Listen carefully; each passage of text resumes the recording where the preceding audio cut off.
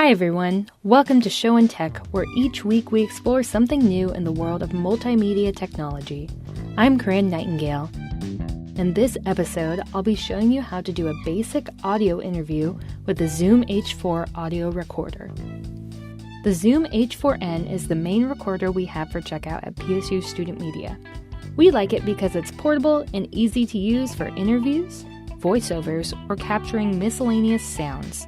When recording with the Zoom H4n, you'll need just three things: headphones, preferably over-ear headphones, an SD card, and AA batteries.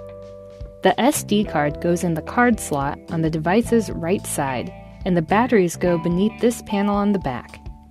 Plug your headphones into the headphones/line insert on the left side of the device, and you're ready to go. To turn on the device, slide and hold the power button on the right side. Once it's on, you should be able to hear all the sounds the mic is picking up. If you cannot hear anything, make sure the mic button is selected under Input. Next, hold the mic 4 to 5 inches away from your subject's mouth. Position the mic to the side of their mouth to avoid puffs of air from harsh sounds like P's and B's. Hold the mic steady or use a mic stand to avoid mic handling noise. If you need to adjust the volume of your headphones, you can use the volume buttons on the left side of the device. Next, you need to adjust the recording levels.